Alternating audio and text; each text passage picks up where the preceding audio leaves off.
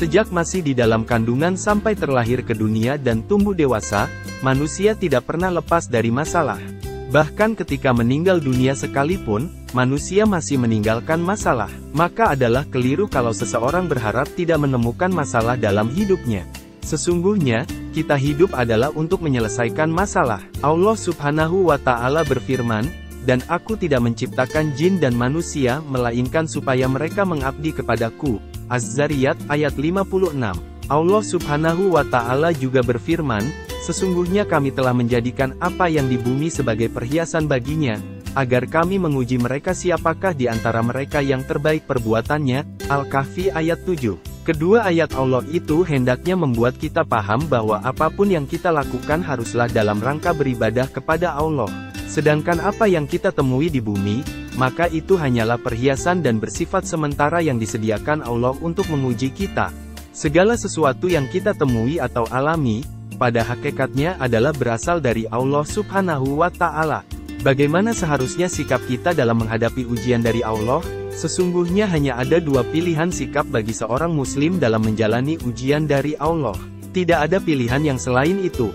Apabila hal itu berupa sesuatu yang sesuai dengan harapan kita, maka hendaklah kita bersyukur.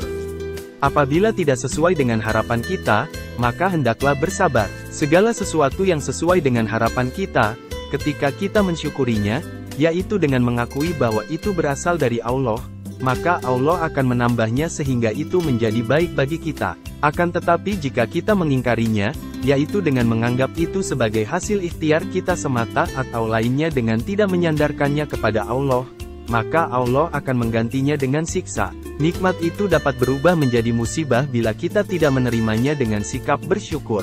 Demikian pula ketika kita mengalami sesuatu yang tidak sesuai dengan harapan kita.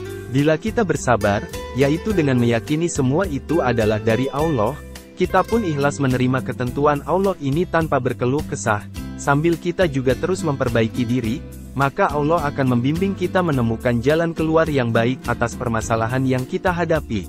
Sesuatu yang semula nampak seperti musibah, tiba-tiba berubah menjadi berkah. Hidup sejatinya adalah untuk menyelesaikan masalah demi masalah sehingga dengan berjalannya waktu, kita menjadi lebih sempurna. Ingatlah bahwa tujuan hidup adalah untuk beribadah kepada Allah.